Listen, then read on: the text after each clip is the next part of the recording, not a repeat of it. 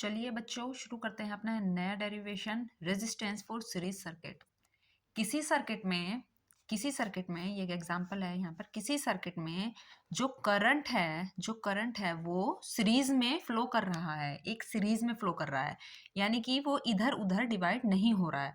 तो वहां पर हमें रेजिस्टेंस फाइंड करना है कि टोटल रेजिस्टेंस क्या होगा।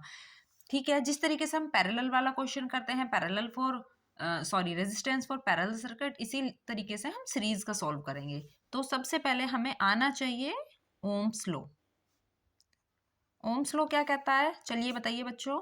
ओम्स लॉ कहता है V is equals to I R, right. अब मैं V को ऐसे ही रखती हूं, ये V ऐसे ही रखूंगी, लेकिन कंडीशन 1 के लिए। तो V1 इज इक्वल्स टू आई में मैं कोई चेंजेस नहीं करूंगी, I R1। V2 is equals to I R2। अगर बच्चों हम बात करें तो ये पैरेलल वाला जो क्वेश्चन होता है, रेजिस्टेंस फॉर पैरेलल सर्किट, ये उससे थोड़ा सा आसान होता है। तो दोनों आपको आने चाहिए, बोर्ड एग्जाम के लिए मस्ट है। यानी इक्वेशन का नाम दे देती हूँ मैं इनको, 1, 2 and 3।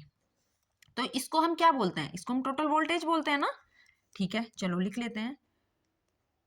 Total voltage is equals to V1 plus V2 plus V3, right. और total voltage is equals to होता क्या है, IR। ठीक है, यहां पर लिख लेते हैं IR। और V1 की जगह क्या रखेंगे हम, IR1।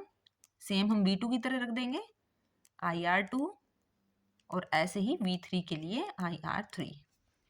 चलिए आगे चलते हैं। IR इज इक्वल्स टू, आई मैं यहाँ पर कॉमन ले लूंगी क्योंकि तीनों में आई है, और आगे लिख देंगे R1 plus R2 plus R3, क्योंकि आई तीनों में से कॉमन ले लिया है।